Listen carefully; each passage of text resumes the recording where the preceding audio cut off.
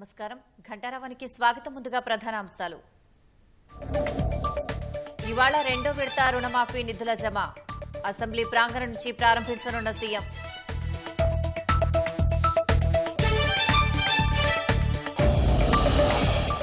నేడు అసెంబ్లీ ముందుకు skill university bill. Budget పద్దులపై శాసనసభలో చివరి రోజు చర్చ.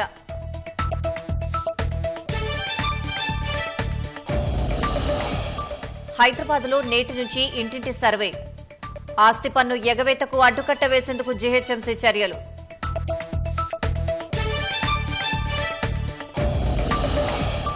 జార్ఖండ్లో పట్టాలు తప్పిన హౌడా ముంబై ఎక్స్ప్రెస్. ఒకరి మృతి, 5గురికి గాయాలు.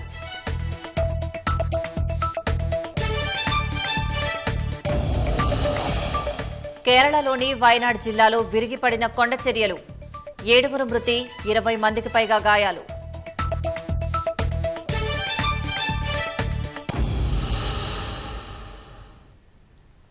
జార్ఖండ్లో హౌడా ముంబై ఎక్స్ప్రెస్ రైలు పట్టాలు తప్పింది. ఈ ప్రమాదంలో ఒకరు మృతి చెందగా 6గురికి పైగా తీవ్రంగా గాయపడ్డారు. మొత్తం 10 బోగీలు పట్టాలు తప్పాయి. ఘటనా స్థలిలో సహాయ చర్యలు కొనసాగుతున్నాయి. జంషెడ్పూర్కు 80 కిలోమీటర్ల దూరంలోని బదాబాంబు వద్ద తెల్లవారుజామున ఈ ఘటన చోటు చేసుకుంది.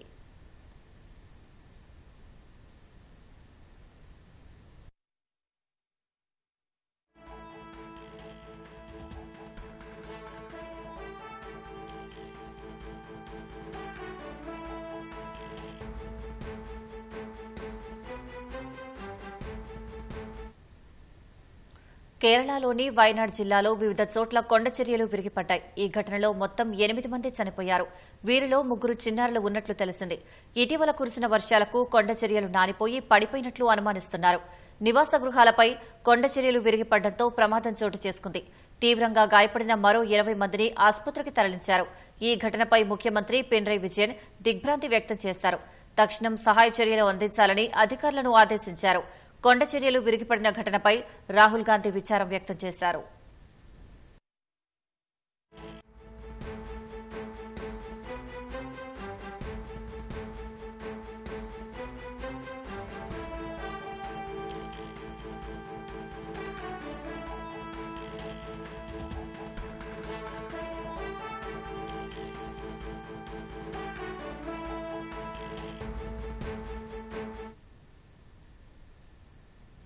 రాష్ట్రంలో రెండో విడత పంట రుణమాఫీకి సర్వం సిద్దమైంది. శాసనసభ ప్రాంగణంలో జరిగే ఈ కార్యక్రమంలో 1.5 లక్షల వరకు ఉన్న రుణాల మాఫీకి సీఎం రేవంత్ రెడ్డి నిధులు విడుదల చేయనున్నారు. కొందరు రైతులకు చెక్కులు అందజేయనున్నారు. ఈ కార్యక్రమాన్ని రైతు వేదికల్లో ప్రత్యక్ష ప్రసారం చేసేందుకు ప్రభుత్వం ఏర్పాట్లు చేసింది. రెండో విడత రైతు రుణమాఫీ కార్యక్రమం ఇవాళ ప్రారంభం కానుంది. ఈ కార్యక్రమాన్ని శాసనసభ ప్రాంగణంలో టీ విరామ సమయంలో నిర్వహించనున్నారు. 1.5 లక్షల వరకు ఉన్న రుణాల మాఫీకి సీఎం రేవంత్ రెడ్డి నిధులు విడుదల చేయనున్నారు. లోక్సభ నియోజకవర్గానికి 2 రైతుల చొప్పున ఆహ్వానించి వారికి సీఎం చెక్కులు అందించనున్నారు. ఉప ముఖ్యమంత్రి భట్టి విక్రమార్క, వ్యవసాయ శాఖ మంత్రి తుమ్మల నాగేశ్వరరావు తదితరులు ఈ కార్యక్రమానికి హాజరు కానున్నారు. ఈ కార్యక్రమాన్ని వీడియో కాన్ఫరెన్స్ సౌకర్యం ఉన్న రైతు వేదికల్లో ప్రత్యక్ష ప్రసారం చేయనున్నట్లు మంత్రి తుమ్మల తెలిపారు. రెండో విడతలో సుమారు 7 లక్షల మంది రైతులకు దాదాపు 7,000 కోట్లు మాఫీ కానున్నాయి. 3 విడతల్లో రుణమాఫీ ప్రక్రియ పూర్తి చేయాలని నిర్ణయించిన ప్రభుత్వం ఈ నెల 19న మొదటి విడత రుణమాఫీకి నిధులు విడుదల చేసింది. సుమారు 10.83 లక్షల కుటుంబాలకు చెందిన 11.34 లక్షల ఖాతాల్లో 6,035 కోట్లు జమ చేసినట్లు సర్కార్ ప్రకటించింది. తెల్ల రేషన్ కార్డు, ఆధార్ నెంబరు, ఇతర వివరాలు సరిగ్గా లేకపోవడం, అసలు కంటే వడ్డీ ఎక్కువగా ఉండడం వంటి కారణాలతో పలువురికి డబ్బులు జమ కాలేదు. ఆదాయ పన్ను చెల్లింపుదారుడు, ప్రభుత్వ ఉద్యోగులు, పింఛనుదారుల్ని అర్హుల జాబితా నుంచి ప్రభుత్వం తొలగించింది. మొదటి విడతలో రుణమాఫీ కాని వారి వినతుల స్వీకరణకు జిల్లా కార్యాలయాలు, మండలాల్లో హెల్ప్ డెస్క్లు ఏర్పాటు చేసింది. మండల వ్యవసాయాధికారులు, వ్యవసాయ విస్తరణాధికారులకు పలువురు వినతులు సమర్పించారు.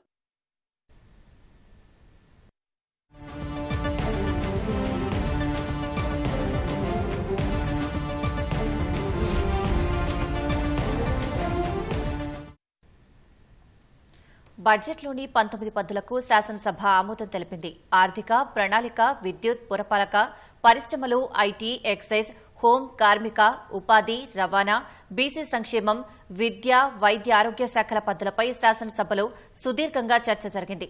నిన్న ఉదయం 10 గంటల నుంచి ఇవాళ తెల్లవారుజాము 3:15 వరకు అసెంబ్లీ సమావేశం కొనసాగింది. 17 గంటలకు పైగా శాసనసభ సమావేశం జరిగింది. పద్దులపై వివిధ పార్టీల సభ్యులు చర్చలో పాల్గొనగా ఉప ముఖ్యమంత్రి మల్లు భట్టి విక్రమార్క, మంత్రులు శ్రీధర్ బాబు, పొన్నం ప్రభాకర్, జూపల్లి కృష్ణారావు, దామోదర్ రాజనరసింహ సమాధానం చెప్పారు. తాము ఇచ్చిన కోత తీర్మానాలను మంత్రుల విజ్ఞప్తి మేరకు భారాస సభ్యుడు హరీష్ రావు, భాజపా సభ్యుడు పాల్వాయి హరీష్ ఉపసంహరించుకున్నారు. అనంతరం పద్దులకు శాసనసభ ఏకగ్రీవంగా ఆమోదం తెలిపింది. విపక్షాలు ఇచ్చిన వాయిదా తీర్మానాలను తిరస్కరించిన అనంతరం సభాపతి ప్రసాద్ కుమార్ సభను ఇవాళ ఉదయం 10 గంటలకు వాయిదా వేశారు. పద్దులపై జరిగిన సుదీర్ఘ చర్చ సందర్భంగా అధికార, విపక్ష సభ్యుల మధ్య వాడివేడి వాదనలు సాగాయి. మాజీ మంత్రి హరీష్ రావు లేవనెత్తిన పలు ప్రశ్నలకు ఉప ముఖ్యమంత్రి భట్టి విక్రమార్క సవివరంగా సమాధానమిచ్చారు. ప్రత్యేక రాష్ట్రంలో విద్యుత్ ఉత్పత్తి భారీగా పెరిగిందన్న బీఆర్ఎస్ నాయకుల వ్యాఖ్యలను భట్టి గట్టిగా తిప్పికొట్టారు. యాదాద్రి విద్యుత్ ఉత్పత్తి కేంద్రం వల్ల ఏటా రాష్ట్ర ప్రజలపై 30,000 కోట్ల భారం పడుతోందని ఆక్షేపించారు. కాంట్రాక్టర్ల బిల్లుల గురించి మొసలు కన్నీరు కారుస్తున్న బీఆర్ఎస్ నాయకులు వారి హయాంలో 40,000 కోట్లు ఎందుకు పెండింగ్ పెట్టారో చెప్పాలని నిలదీశారు. 3 డిఏలు ఆపిన ఘనత నాటి ప్రభుత్వానికి దక్కుతుందని విమర్శించారు. విద్యుత్ సరఫరా విషయంలో బీఆర్ఎస్ సామాజిక మాధ్యమాల్లో తప్పుడు ప్రచారం చేస్తూ ప్రభుత్వాన్ని బద్నాం చేస్తోందని దుయ్యబట్టారు. మీ ఎలక్షన్ మేనిఫెస్టోలో ఏం చెప్పారంటే ఉద్యోగాలకు సంబంధించి మొదటి ఏడాదిలోనే 2 లక్షల ఉద్యోగాల భర్తీ, మొదటి ఏడాదిలో SC, ST, BC, minority, backlog పోస్టుల భర్తీ, నిరుద్యోగ యువతకు 4,000 భృతి ఎట్సెట్రా ఎట్సెట్రా చాలా ఉన్నాయి. మీరు వచ్చిన తర్వాత జీవో నంబర్ 29 అని తెచ్చారు. ఇది రిక్రూట్మెంట్ ఎట్లా చేయాలి అనే విషయంలో ఒక మార్పు తెచ్చారు. దీనివల్ల ఎవరికి నష్టమవుతుందంటే ఎస్సీ, ఎస్టీ, బీసీలకు అన్యాయం జరుగుతాం. ఎందుకు జరుగుతా ఉంది? బట్ భట్టి గారితో నా రిక్వెస్ట్ ఏంటంటే మీకు సోషల్ కన్సర్న్ ఉంది కనుక దీన్ని రివ్యూ చేయండి. తర్వాత 1:100 గ్రూప్ 1 లో ఇవ్వాలి. మనం బేసిజాలకు పోయి పట్టింపులకు పోయి మేము కాదన్నాం కనుక మేము కానే కాదని నిరుద్యోగ యువకుల ఆశల మీద నీళ్లు జల్లకండి. గ్రూప్ 2, గ్రూప్ 3 కూడా ఆ రోజు చాలా స్పష్టంగా చెప్పారు, మేము పోస్టులు పెంచుతాం అని పిల్లలకు చెప్పారు. ఇచ్చిన మాట నిలబెట్టుకుంటే ప్రజల్లో మీకే మంచి పేరు వస్తుంది. లేకపోతే నిరుద్యోగ యువకులను వాడుకొని వదిలేసిండ్రు, మోసం చేసిండ్రు అనేటువంటి అపప్రద మీ ప్రభుత్వానికే వస్తుంది. మీ మేనిఫెస్టోలో ఉద్యోగులకు చాలా విషయాలు కూడా చెప్పారు. ఏమైంది మరి? డిఏలు ఏమైనాయి? మెరుగైన పీఆర్సీ ఏమైంది? ముఖ్యంగా రిటైర్ అయిన ఉద్యోగులకు వాళ్ళ గ్రాట్యుటీ గానీ, లీవ్ ఎన్కాష్మెంట్ గానీ, కమ్యూటేషన్ గానీ ఎప్పట్లోగా చెల్లిస్తారో నాకు క్లారిటీ ఇవ్వాలని బట్టనను నేను కోరుతా ఉన్నా. మరి ఎప్పుడు సిపిఎస్ రద్దు చేస్తారు, ఎప్పుడు ఓపీఎస్ ను తీసుకొస్తారో దయచేసి స్పష్టత ఇవ్వాలని గౌరవనీయులు భట్టి విక్రమార్క గారిని కోరుతా ఉన్నాం. నారో మైండెడ్ గా కాకుండా అత్యంత బ్రాడ్ మైండెడ్ గా రాష్ట్ర ప్రయోజనాల గురించి ఆలోచన చేసి చర్చల్లో పోవటం అనేది చాలా మంచి సాంప్రదాయంగా నేను భావిస్తా ఉన్నాను. 11,705 మెగావాట్లు అదంతా మా నాయకత్వంలోనే చేశామని చెప్పారు. ఆ రకంగా రాష్ట్ర వ్యాప్తంగా దుర్వినియోగం చూసినా గానీ మీరు మొదలుపెట్టింది ఈ రాష్ట్రంలో ఒకటి భద్రాద్రి పవర్ స్టేషన్, 2 యాదాద్రి. 19,483 మెగావాట్లు ఈ రాష్ట్రంలో రావటానికి గల కారణం ఆనాటి కాంగ్రెస్ ప్రభుత్వాలు 2014 కంటే ముందే మొదలుపెట్టి ప్రొడక్షన్ లోకి ఇచ్చింది. భద్రాద్రి పవర్ ప్రొడక్షన్ నుంచి వచ్చింది కేవలం 1,080 మెగావాట్లు మాత్రం. యాదాద్రి దగ్గర పెట్టినటువంటి పవర్ ప్రాజెక్టు వలన సంవత్సరానికి 1,000 కోట్లు ట్రాన్స్పోర్టేషన్ పైన ఈ భారం పడి 30 సంవత్సరాలకు 30,000 కోట్లు భారం పడతా ఉంది. బొగ్గు దొరికే దగ్గర, నీళ్లున్న దగ్గర పెట్టుకొని ఉన్నట్టయితే ఈ 30,000 కోట్ల భారం రాష్ట్రం మీద పడేది కాదు కదా. మీరు 8.5 సంవత్సరాలు పవర్ మంత్రిగా ఉండి మీరు మొత్తం 8.5 సంవత్సరాల్లో ఆ 35,000 కోట్లతో పెట్టిన ప్రాజెక్టు మీరు వెళ్ళింది కేవలం 2 సార్లు మాత్రమే. 50 నుంచి 1:100 పెంచమని అడుగుతా ఉన్నారు. పెంచాలని కూడా మేము అనుకున్నాం. కాకపోతే నోటిఫికేషన్ ఇచ్చేటప్పటికల్లా ఈ నెంబరు మెన్షన్ చేసే జాబ్ క్యాలెండర్ ని కొద్ది రోజుల్లోనే డిక్లేర్ చేయబోతా ఉన్నాం. 50,000 కోట్లు పెండింగ్ పెట్టిపోతే ఆ భారాన్ని మోయలేక దాన్ని ఎట్లా క్లియర్ చేయాలో అర్థం కాక ఒకటి మేము ఆర్గనైజ్ చేసుకుంటూ ముందు పోతా ఉన్నాం. 4 డిఏల్లో 3 డిఏలు మీయే కదా, 3 డిఏలు పెండింగ్ పెడుతుంది. మీలాగా సంవత్సరాల తరబడి మాత్రం మేము పెండింగ్ అయితే పెట్టుకోం అధ్యక్ష. 24 గంటలు ప్రజలకి రెప్పపాటు కరెంటు కూడా పోకుండా ఉండాలనేటువంటి ఆలోచనతో పనిచేసుకుంటూ పోతా ఉంటే తప్పుడు ప్రచారం ప్రాపగండా చేసి నేను సోషల్ మీడియాలో వేస్తాం మీరు కడుక్కోండి అంటే అది కరెక్ట్ కాదు అధ్యక్ష. ఇప్పటి వరకు పెట్టినటువంటి డిమాండ్స్ అన్నిటిపైన గౌరవ సభ్యులు అందరూ మాట్లాడారు. దయచేసి ఇచ్చిన కట్ మోషన్స్ విత్డ్రా చేసుకొని ఈ డిమాండ్స్ ని ఏకగ్రీవంగా ఆమోదించాలని విజ్ఞప్తి చేస్తా ఉన్నాను. పద్దులపై చర్చలో భాగంగా బీఆర్ఎస్ ఎమ్మెల్యే కేటీఆర్, బీసీ సంక్షేమ శాఖ మంత్రి పొన్నం మధ్య వాగ్వాదం జరిగింది. బీసీలకు 10 ఏళ్ల పాటు ఏమీ చేయడం లేదనని భావ్యం కాదన్న కేటీఆర్, సిరిసిల్ల చేనేత కార్మికుల విషయంలో మాట్లాడి పరిష్కరిద్దామని మంత్రుల్ని కోరినట్లు తెలిపారు. బీసీ డిక్లరేషన్ ప్రకారం 1,00,000 కోట్లు అన్నారని బడ్జెట్లో మాత్రం 20,000 కోట్లు కూడా పెట్టలేదని విమర్శించారు. స్థానిక సంస్థల ఎన్నికల్లో 42% రిజర్వేషన్లు ఇస్తారా లేదా అని కేటీఆర్ ప్రశ్నించారు. బీసీల పట్ల తమ చిత్తశుద్దిని శంకించాల్సిన అవసరం లేదన్న మంత్రి పొన్నం ప్రభాకర్, బీఆర్ఎస్ లాగా తక్కువ రిజర్వేషన్లు ఇవ్వబోమని స్పష్టం చేశారు. కేటీఆర్ పార్టీలో బీసీలకు స్థానం ఉందా అని దుయ్యబట్టారు. మీరు బీసీ డిక్లరేషన్ లో మీరు చెప్పారు 1,00,000 కోట్లు కేటాయిస్తాం బలహీన వర్గాల కోసం అని. 1,00,000 కోట్లు అంటే మరి 5 ఏళ్లలో 20,000 కోట్ల చొప్పున కేటాయించాలి. అది కేటాయించలేదు. మరి ఈ సంవత్సరం మీరు ఎందుకు కేటాయించలేకపోయారు? భవిష్యత్తులోనైనా ఈ 1,00,000 కోట్ల మాటకు బీసీ డిక్లరేషన్ కట్టుబడి ఉన్నారా? ఓబీసీలకు, బలహీన వర్గాలకు, అందులో ఓబీసీలకు ప్రత్యేకంగా మంత్రిత్వ శాఖ ఏర్పాటు చేస్తామని చెప్పారు. అది కూడా చేస్తున్నారా లేదా? 42% రిజర్వేషన్, ఎందుకంటే స్థానిక సంస్థల ఎన్నికలు వస్తున్నాయి, స్థానిక సంస్థల ఎన్నికలు రాబోతున్నాయి. మీరు చెప్పారు బీసీ డిక్లరేషన్ లో 42% రిజర్వేషన్లు బలహీన వర్గాలకు ఇస్తామని చెప్పారు. మరి ముఖ్యమంత్రి గారు మొన్ననే బయట ఎక్కడో స్టేట్మెంట్ ఇచ్చారు, ఆగస్టులో మనకు పంచాయతీ ఎన్నికలు ఉంటాయని చెప్పారు. 42% రిజర్వేషన్ అమలు చేస్తారా చేయరా? ఈ 3 విషయాలు కూడా వారు చెప్పాలని చెప్పి నేను కోరుతా ఉన్నాను. అధ్యక్ష, మీరేం ఆందోళన పడకండి. మీలాగా గ్రామ పంచాయతీ ఎన్నికలకు బీసీ రిజర్వేషన్ తక్కువ చేసి చేయం. ఇవాళ ఫ్లోర్ లీడర్ మీరే, పార్టీ అధ్యక్షులు మీరే, ఎల్ఓపీలు మీరే. ఎందుకు ఒక బీసీలకు ఇవ్వచ్చు కదా? ముఖ్యమంత్రి గారిని అడిగినాం, ఈసారి ఆర్థికపరమైన ఇబ్బందులున్నాయి, మీరు ఎక్కడైతే భవనాలు కేటాయించమంటారో వాటిని రాబోయే 4 సంవత్సరాల్లో అన్ని ఆత్మగౌరవ భవనాలు కట్టి వాళ్ళ ఆత్మగౌరవాన్ని కాపాడి మీలాగా కేటాయింపులకే పరిమితం కాము, వాటిని అమలు చేసి చూపెడతామనే మాట ఈ సందర్భంగా మనవి చేస్తున్నాం. అధ్యక్ష, ఫార్మాసిటీ రద్దు చేస్తే భూములు తిరిగి వెనక్కి ఇస్తామని గతంలో రేవంత్ రెడ్డి, కోమటిరెడ్డి వెంకటరెడ్డి, కోదండరెడ్డి హామీ ఇచ్చారని, భూములు రైతులకు వెనక్కు ఎప్పుడు ఇస్తారని బీఆర్ఎస్ శాసనసభ్యుడు కేటీఆర్ ప్రశ్నించారు. మూసీ అభివృద్ది కోసం ఒకరోజు 50,000 కోట్లు, మరొక రోజు 70,000 కోట్లు, ఇప్పుడు 1,50,000 కోట్లు అంటున్నారని, 16,000 కోట్లతో మేము ప్రతిపాదించిన ప్రాజెక్టు 1,50,000 కోట్లు ఎందుకు అవుతుందని కేటీఆర్ అడిగారు. రైతుల అభిప్రాయాల మేరకే ఫార్మాసిటీ విషయమై గతంలో చెప్పామన్న మంత్రి శ్రీధర్ బాబు, మూసీ అభివృద్ది ప్రాజెక్టుపై డీపీఆర్ తయారీ కసరత్తు జరుగుతోందని తెలిపారు. ఫార్మాసిటీని రద్దు చేస్తున్నాము అని ముఖ్యమంత్రి గారు పలుమార్లు చెప్పారు. నేను శ్రీధర్ బాబు గారిని స్ట్రైట్ గా అడిగేది ఏమంటే, మీ పార్టీ అందరూ కూడా స్పష్టంగా చెప్పింది ఏమంటే, ఆ ప్రాంత రైతులకి మీ భూములు ఫార్మాసిటీ రద్దు చేసి మీకు తిరిగి వెనక్కిస్తాము అని చెప్పారు.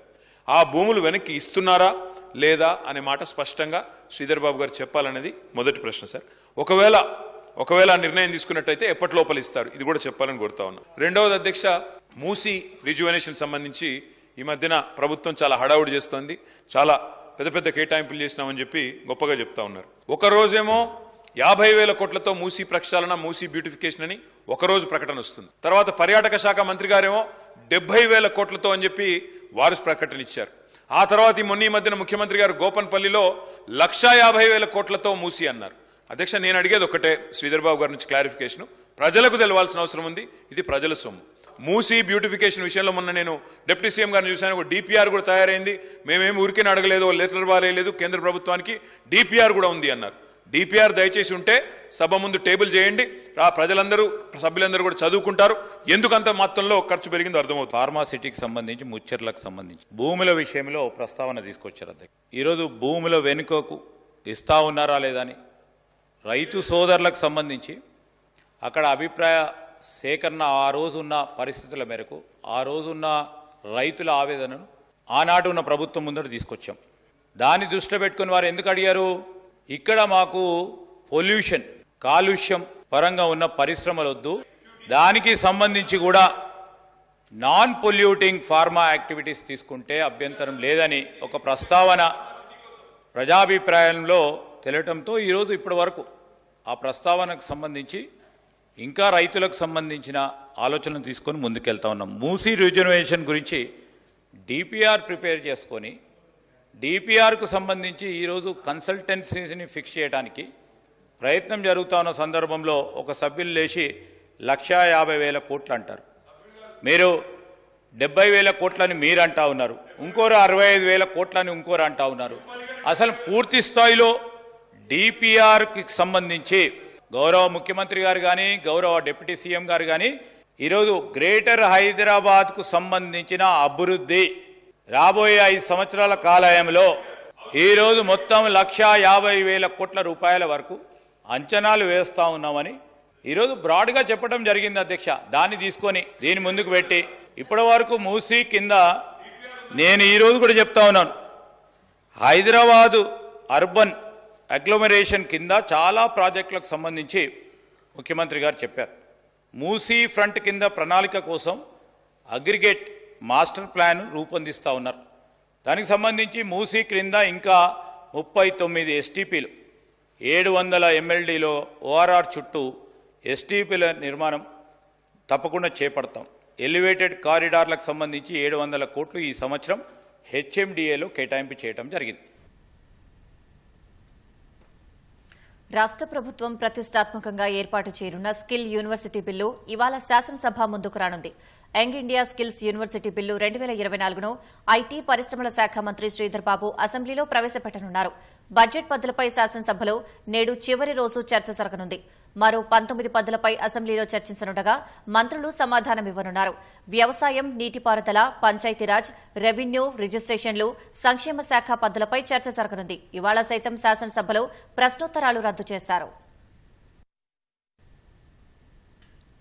కొన్ని రోజులుగా కురుస్తున్న వర్షాలతో మహబూబాబాద్ జిల్లాలోని చెరువులు పూర్తిస్థాయి నీటిమట్టం చేరుకోగా రాత్రి కురిసిన భారీ వర్షానికి అలుగులు పారుతున్నాయి. ముఖ్యంగా కొత్తగూడ, గంగారం మండలాలలో వాగులు పొంగి ప్రవహిస్తున్నాయి. రహదారులపై ఉన్న వాగుల ఉధృతితో 30 గ్రామాల రాకపోకలకు అంతరాయం ఏర్పడింది. కొత్తగూడ సమీప గ్రామాల్లోని కొత్తపల్లి వాగు, మొండ్రాయిగూడెం వాగు, వేలుపెల్లి వాగు, కతర్ల వాగు, పోలీస్ స్టేషన్ సమీపంలోని బుర్కపల్లి వాగు ఉధృతంగా ప్రవహిస్తున్నాయి. నాట్లు వేసిన పొలాలలోకి వరద నీరు చేరడంతో అవి చెరువులను తలపిస్తున్నాయి. బుర్కపల్లి వాగులో 3 గేదెలు కొట్టుకుపోయాయి.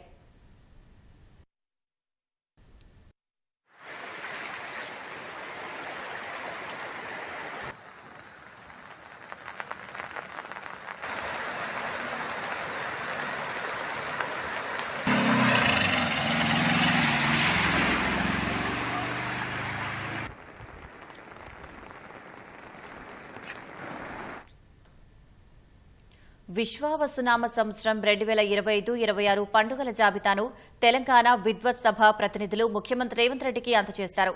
తెలంగాణ విద్వత్ సభ ఆధ్వర్యంలో పంచాంగకర్తలు, సిద్ధాంతులు ధర్మశాస్త్రాలకు అనుగుణంగా రూపొందించారు. విద్వత్ సభ బాధ్యతలను సీఎం రేవంత్ రెడ్డి, దేవాదాయ శాఖ మంత్రి సురేఖ అభినందించారు. ప్రజల ఆధ్యాత్మిక విశ్వాసాలకు ప్రాధాన్యమిస్తూ విద్వత్ సభ చేపడుతున్న కార్యక్రమాలు ప్రశంసనీయమని సీఎం అన్నారు.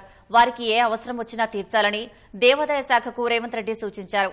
దేశంలో ఎక్కడా లేని విధంగా పండుగల నిర్వహణలో ఎలాంటి అనిశ్చితి తలెత్తకుండా జాబితాను నిర్ధారించారని విద్వత్ సభను మంత్రి సురేఖ అభినందించారు. విద్వత్ సభ కృషి ఇలాగే కొనసాగాలని ఆకాంక్షించారు. హైదరాబాద్లో ఆస్తి పన్ను వసూళ్ల కోసం నేటి నుంచి జీహెచ్ఎంసీ ఇంటింటి సర్వే చేపట్టనుంది. భవన నిర్మాణ అనుమతులతో పాటు ఆస్తి పన్ను రసీదులను పరిశీలించనుంది. లోపాలను గుర్తించేందుకు ఈ సర్వే చేస్తున్నామంటున్న జీహెచ్ఎంసీ నగర పౌరులు, కార్పొరేటర్లు సహకరించాలని విజ్ఞప్తి చేసింది. ఆస్తి పన్ను చెల్లింపుల్లో బల్దియాకు టోకరా ఇస్తున్న వారిపై జీహెచ్ఎంసీ దృష్టి సారించింది. గ్రేటర్ హైదరాబాద్ ఆస్తి పన్ను పరిధిలో 19 లక్షల నిర్మాణాలు ఉండగా 1900 కోట్ల రూపాయల పన్ను వసూలవుతోంది. చాలా భవనాలు నివాసేతర వినియోగంలో ఉన్నప్పటికీ నివాస కేటగిరీ పన్నుల్నే చెల్లిస్తున్నాయి. 5 అంతస్తుల భవనంలో 2-3 అంతస్తులకే యజమానులు పన్నులు చెల్లిస్తున్నారు. కాయలా పడ్డ పరిశ్రమలు, కూల్చేసిన భవనాలు, కోట్లలో పన్ను బకాయిలున్న నిర్మాణాలు అనేకమున్నాయి. వీటిని సరిదిద్ది పన్ను రాబడి పెంచేందుకు జీహెచ్ఎంసీ ఇటీవల జియోగ్రాఫిక్ ఇన్ఫర్మేషన్ సిస్టమ్ జీఐఎస్ సర్వేను మొదలుపెట్టింది. మొత్తం 3 దశల్లో సర్వే చేసి ఆస్తి పన్ను మదింపు చేయాలని జీహెచ్ఎంసీ రెవెన్యూ విభాగం నిర్ణయించింది.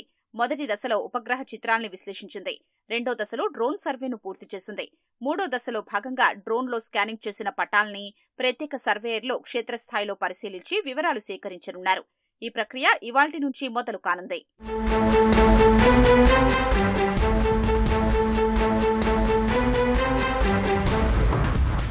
తొలుత ఉప్పల్, హయత్నగర్, హైదర్నగర్, కూకట్పల్లి, కేపీహెచ్బీ కాలనీ, మియాపూర్, చందానగర్ ప్రాంతాల్లో ఇంటింటి సర్వే జరగనుంది. ఆ తర్వాత మిగతా ప్రాంతాల్లోనూ వివరాలు సేకరించనున్నారు. ఇందుకోసం 400 మంది సర్వేయర్లు పనిచేయనున్నారు.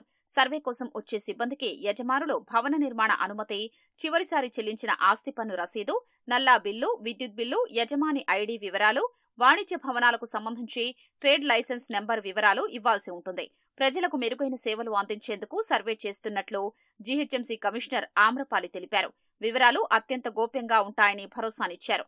అన్ని ఆస్తులు, యుటిలిటీల వివరాల్ని మ్యాపింగ్ చేయడం వల్ల భౌగోళికంగా గుర్తించడం సులభమవుతుందన్నారు. జీఐఎస్ సర్వేతో లోపాల్ని గుర్తించి పన్ను మదింపు చేయడం వల్ల బల్దియాకు భారీగా ఆదాయం పెరుగుతుందని జీహెచ్ఎంసీ రెవెన్యూ విభాగం అంచనా వేస్తోంది. ప్రస్తుతం 19 లక్షల నిర్మాణాలు ఉండగా సర్వే తర్వాత ఆ సంఖ్య 25 లక్షలు దాటుతుందని భావిస్తున్నారు.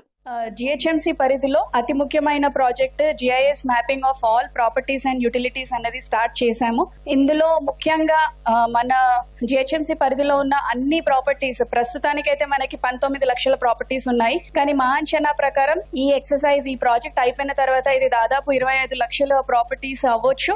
అండ్ ప్రస్తుతం ఉన్న 1900 కోట్ల ప్రాపర్టీ ట్యాక్స్ ఏదైతే ఉందో దానికి అదనంగా ఇంకో 1000 కానీ 1500 కోట్ల ప్రాపర్టీ ట్యాక్స్ కానీ వస్తుంది అని అంచనా చేస్తున్నాము. ఈ ప్రాజెక్ట్ సక్సెస్ఫుల్ గా కంప్లీట్ అయిపోతే నెక్స్ట్ మనకి అర్బన్ ఫ్లడింగ్, దాని గురించి ఉన్న సమస్యలన్నీ కూడా తొలగిపోతాయని ఆశిస్తున్నాం. జీఐఎస్ ఇంటింటి సర్వేకు నగర పౌరులతో పాటు ఆయా డివిజన్లలోని కార్పొరేటర్లు సహకరించాలని జీహెచ్ఎంసీ విజ్ఞప్తి చేసింది. వాణిజ్య పనుల శాఖ విభాగంలో జరిగిన 1400 కోట్ల కుంభకోణం కేసును సీఐడీకి బదిలీ చేస్తూ ప్రభుత్వం ఉత్తర్వులు జారీ చేసింది. మాజీ CS Somesh Kumar, IIT Hyderabad assistant professor సహా కొందరు ఉన్నతాధికారులు ప్రత్యేక సాఫ్ట్వేర్ రూపొందించి ప్రభుత్వ ఖజానాకు నష్టం కలిగించారని వాణిజ్య శాఖ అంతర్గత ఆడిటింగ్లో గుర్తించారు. 11 ప్రైవేట్ సంస్థలు 400 కోట్లు ఎగవేశాయని ప్రాథమికంగా అంచనా వేశారు. హైదరాబాద్ సీసీఎస్ లో వాణిజ్య పనుల శాఖ ఫిర్యాదు మేరకు సోమేష్ కుమార్ పై కేసు నమోదు చేశారు. 72 కంపెనీలకు ప్రయోజనం చేకూరేలా మాజీ సీఎస్ సోమేష్ కుమార్ వ్యవహరించినట్టు అభియోగాలు నమోదయ్యాయి. సంచలనం రేకెత్తించిన కేసులో ఏపీ, ఢిల్లీ, గుజరాత్, మహారాష్ట, కర్ణాటక తదితర రాష్ట్రాల్లోని కంపెనీలతో సంబంధాలున్నట్టు ప్రాథమిక దర్యాప్తులో నిర్ధారణకు వచ్చారు. కేసు తీవ్రత దృష్ట్యా సీసీఎస్ నుంచి సీఐడీకి బదిలీ చేస్తూ ప్రభుత్వం నిర్ణయం తీసుకుంది. ఎంఆర్ ప్రాజెక్టు భూసేకరణలో అవార్డు నోటీసు ఇవ్వకుండా, అభ్యంతరాలను పరిగణించకుండా 2 రైతుల భూమిని ప్రభుత్వం ఎంఆర్ ప్రాపర్టీస్ కు రిజిస్ట్రేషన్ చేసి ఇవ్వడాన్ని హైకోర్టు తప్పుపట్టింది.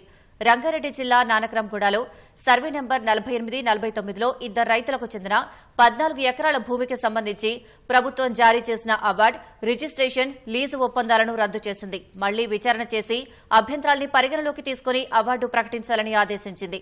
ఎంఆర్ ట్రాన్స్కోలకు ప్రభుత్వం చేసిన లీజు, రిజిస్ట్రేషన్ ఒప్పందాలను సవాల్ చేస్తూ హైకోర్టులో దాఖలైన 4 పిటిషన్లపై విచారణ జరిపిన హైకోర్టు భూమి తీసుకున్నట్లు చెప్పడం తప్ప పంచనామా వివరాలు సమర్పించలేదని పేర్కొంది. పిటిషనర్ల భూమిని ముందే స్వాధీనం చేసుకున్నామనే వాదన అవాస్తవమని తేలిందని, వారికి తెలియకుండా జారీ చేసిన అవార్డును ఎంఆర్ ట్రాన్స్కోలతో టీఎస్ఐఏసీ ఒప్పందాలను రద్దు చేస్తున్నట్లు న్యాయమూర్తి ప్రకటించారు. భద్రాచలం వద్ద గోదావరి నీటి మట్టం క్రమంగా తగ్గుతూ వస్తోంది. 2 రోజుల క్రితం 53.8 అడుగులకు చేరగా క్రమంగా 42.9 అడుగుల దిగువకు చేరింది. నీటి మట్టం తగ్గుతుండటంతో మొదటి ప్రమాద హెచ్చరికను అధికారులు ఉపసంహరించుకున్నారు. భద్రాచలం నుంచి పలు మండలాలకు వెళ్లే అన్ని రహదారుల వద్ద వరద తగ్గడంతో రాకపోకలు ప్రారంభమయ్యాయి. భద్రాచలం నుంచి చెర్ల, దుమ్ముగూడెం మండలాలతో పాటు విలీన మండలాలు కూనవరం, విఆర్పురం, చింతూరుకు రాకపోకలు సాగిస్తున్నారు. హైదరాబాద్ లాల్ దర్వాజలో 2వ రోజు బోనాల సంబరాలు అంబరాన్నంటాయి. తొలి రోజు సింహవాహిని అమ్మవారికి పెద్ద ఎత్తున బోనాలు సమర్పించిన భక్తులు 2వ రోజు రంగం, ఊరేగింపు కార్యక్రమాన్ని కనులారా వీక్షించి మనసారా పులకించారు. ఈ 7 వర్షాలు సమృద్దిగా కురిసి పంటలు బాగా పండుతాయని భవిష్యవాణి వినిపించింది. అనంతరం అమ్మవారి ఘటాల ఊరేగింపు ఘనంగా జరిగింది. ఊరేగింపు జరిగే ప్రధాన మార్గాలన్నీ విద్యుత్ దీపాల అలంకరణతో ప్రత్యేక శోభను సంతరించుకున్నాయి. అవాంఛనీయ ఘటనలు జరగకుండా పోలీసులు భారీ బందోబస్తు ఏర్పాటు చేశారు. ఉత్సవాల్లో పోతురాజుల విన్యాసాలు, శివసత్తుల ఆటలు, జానపద సవ్వడులు అందరినీ ఆకట్టుకున్నాయి.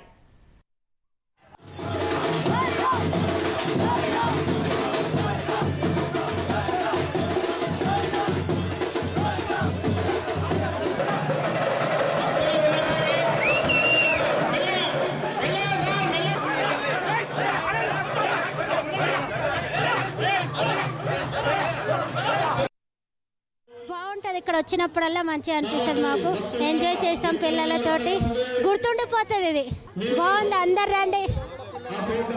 ఇంత రష్ లో పిల్లలని తీసుకొని వచ్చినాం, వీళ్ళకి కూడా అలవాటు కావాలి, తెలవాలి మన ధర్మం గురించి అని. ఈ పండగ వల్ల మనము కోరుకున్నది ఏంటంటే ప్రజలకందరికీ సంతోషాలు, రైతులకు వచ్చి పాడి పంటలు, అలా సైనికులకు వాళ్ళకి రక్షణ, ఇవన్నీ కల్పించాలని అమ్మవారిని కోరుకోవడానికి వచ్చాము. ఇవాళ చాలా సంతోషంగా ఉంది. అమ్మవారి ఆశీస్సులు ఎప్పుడు మనకు ఉండాలని కోరుకుంటున్నాము. నేను ఫస్ట్ టైం వస్తున్నాను ఇక్కడికి. The government was really absolutely it's good. The accommodation was really చాలా చాలా చాలా బాగుంది. As a first time was visiting of Lal Darwaza event. So extremely it's good, lovable. ఈ లాల్ దర్వాజా టెంపుల్ చాలా బాగుంది. నేను ఫస్ట్ టైం వచ్చా, మంచి దర్శనం అయింది, చాలా బాగుంది. లాల్ దర్వాజా Mandir is a very old temple and I am blessed today. After a long time I visited this place. Thank you. Peddapalli జిల్లా ఓదెల మండల కేంద్రంలో ఆసక్తికరమైన దృశ్యం ఆవిష్కృతమైంది. శ్రీ శంభులింగేశ్వర అభయాంజనేయ స్వామి ఆలయాల ఆవరణలో నాగుపాము కనిపించింది. ఆలయాల సమీపంలోని మర్రి చెట్టు కింద ఉన్న నాగదేవత విగ్రహంపై పడగ విప్పి కనువిందు చేసింది. ఈ దృశ్యాన్ని స్థానికులు, భక్తులు ఆసక్తిగా తిలకించారు. విగ్రహంపై పడగ విప్పి ఉన్న సర్పాన్ని స్థానికుడు తీసిన వీడియో వైరల్ గా మారింది.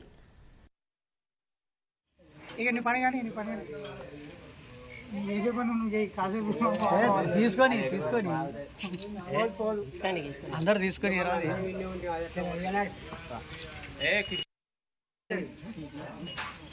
ఇక నీ పని కానీ వేసే పని నువ్వు చేయి, కాసేపు తీసుకొని అందరు తీసుకొని కృష్ణ హరి ఓం